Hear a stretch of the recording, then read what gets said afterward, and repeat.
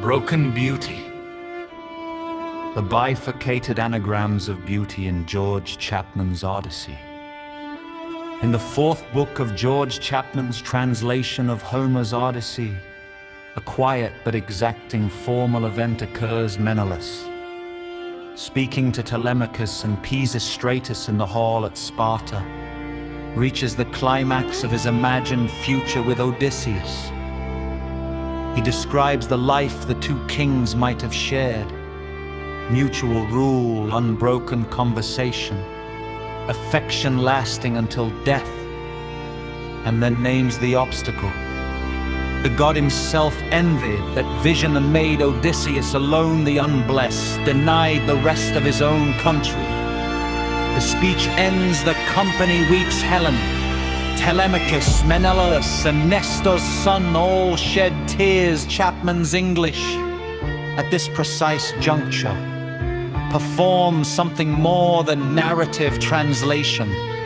Across 9 consecutive lines, the word beauty is written twice, once descending and once ascending, each instance completed by an independent internal, redrawn from a separate appearance of the name Ulysses. The two sequences face each other across a narrow gap, interlocking yet never fully uniting. What Chapman constructs is not an ornament but an argument in letters, the bifurcated anagrams of beauty that enact the very condition the passage describes. This is broken beauty. The lines are these: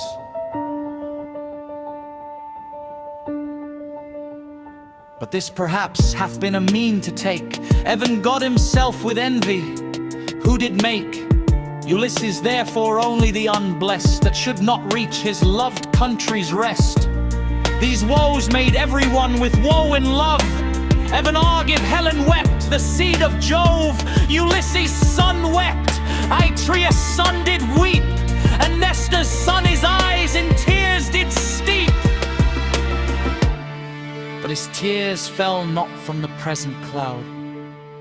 The first 4 lines yield the descending sequence B-E-U-I-T. The initial letters supply B, E, U, and T.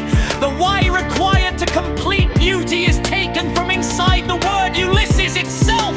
The following 5 lines yield the ascending sequence, reading upward from the final B of but his tears, through the A of and, the U and internal Y of the second Ulysses, the E of Evan, and the T of these.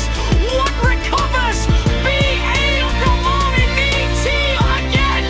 Beauty, 2 separate appearances of the Nemesia Pi, 2 independent E's. No letter is shared.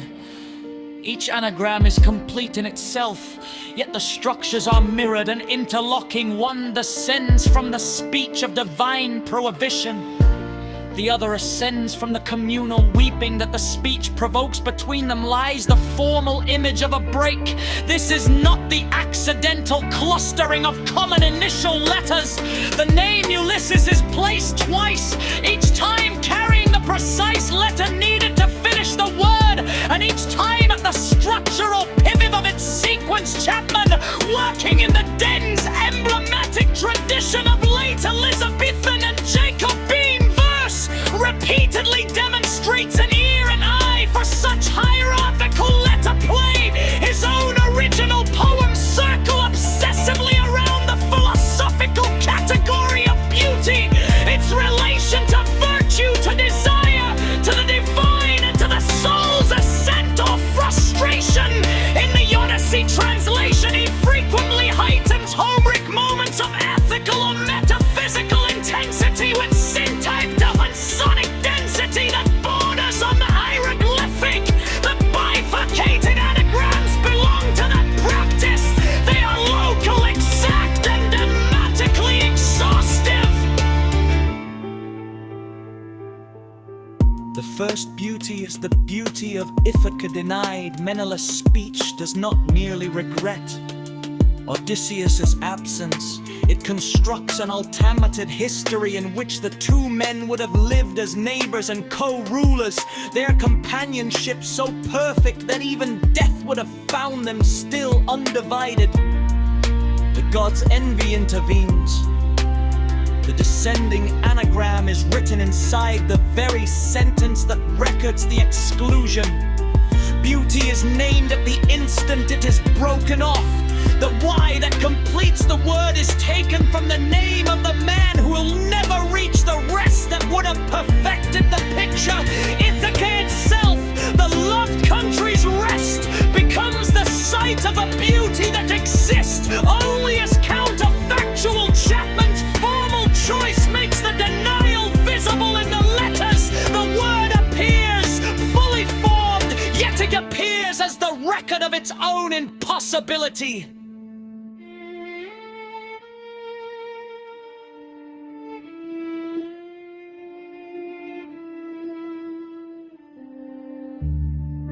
The second beauty is the beauty of Helen that broke so much she sits among the weepers, the seed of Jove, the original rupture whose abduction or elopement sent every man in the room to Troy and left Odysseus still wondering 20 years later. Helen's beauty is the catastrophic beauty of the epic tradition, the face that launched the ships, the prize that justified the slaughter, the presence that continues to generate both desire and grief. In Chapman's arrangement, the ascending anagram rises through her tears and the tears of the sons.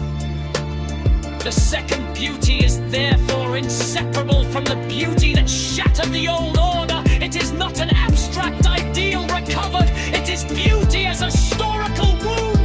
The Y that completes this second sequence is again wound in the theme Ulysses, the man whose long absence is the lingering consequence of Helen's beauty. The formal structure thus binds the two names, Helen's catastrophic radiance and Odysseus' enforced wandering, into a single ascending word. The third beauty is the beauty of Odysseus present only in spirit. He is invoked twice by name, once in each run, yet he is not there in the flesh. His son weeps for him, Menelaus weeps for the friend who never returned. The entire company is gathered around an absence. Odysseus exists in the hall as memory, as story, as the object of longing, and as the repeated proper name that supplies the completing letter of beauty. The bifurcated anagrams therefore perform a precise ontological claim. The man is simultaneously the center of the word and its missing term. Beauty is completed by the name of the one who is not present.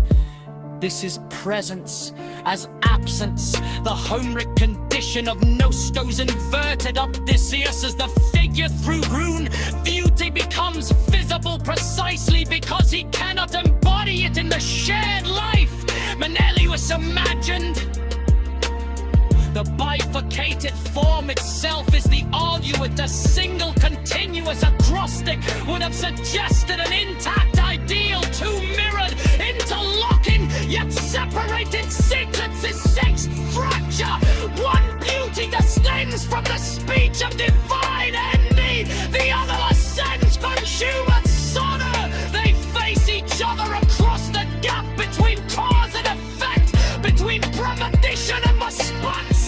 The vertical axis that might have united them remains incomplete, emblem of broken beauty rather than a beauty restored.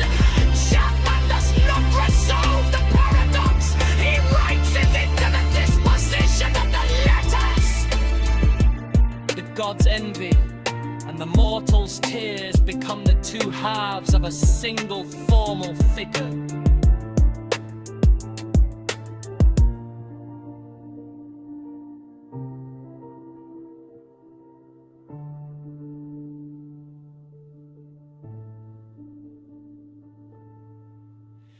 This construction participates in a larger Chapmanian and Homeric meditation on the fullness, the divine jealousy that polices the boundaries of human flourishing. In the Greek, Menelaus' remark is brief.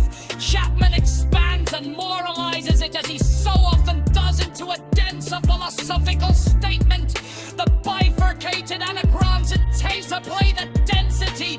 Beauty is the quality that gods both and me, and by their envy make visible the dual sequences in the paradox. Beauty appears most clearly in the moment of its denial, and in the sorrow that follows. The shared weeping is itself a form of beauty, communal, frantic, luminous with memory, yet it is beauty generated by lost. Chapman's letters come to the generation. The path rises from the tears as surely as is the sense of the speech of exclusion.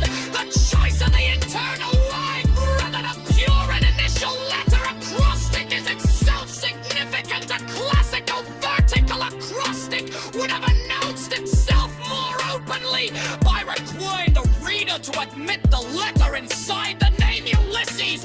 Chapman produces a hypergrammatic rather than purely acrostic effect, an inscription that is half hidden, half revealed, deriving the same quality of attention that the passage's theme of recognition and non-recognition and neither prayers to Lenicus is recognized. Odysseus remains unrecognized in the flesh. The letter claiming allows the epistemological condition of the scene. Beauty is legible only to the eye, willing to look inside the name of the absent man. Chapman's broader poetic project supplies the proper context for such a device. His original verse repeatedly treats beauty as a hierarchical and often dangerous power linked to the soul's aspiration, to the temptations of the senses, and to the philosophical love that may lead beyond the body. In the Odyssey he finds a relative already shaped up with a tension between desire for home and the wandering that both postpones and defines the desire. The perverted anagrams crystallize the tension at a single point of maximum emotional pressure. They are not a decorative flourish added to Homer. They are Chapman thinking through Homer in the medium of English letter and line. The result is a local masterpiece of translational form, and 9 lines do not merely report the speech and the weeping and perform the condition they describe. Beauty is bifurcated, one half the denied ideal of Ithaca and Ithaca on companionship, the other half the catastrophic and residual radiance of Hammond and the absent Odysseus.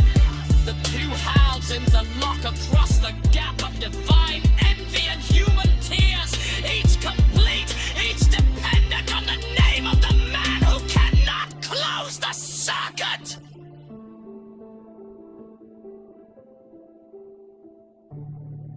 A brilliant piece of hypergrammatic density and pathos.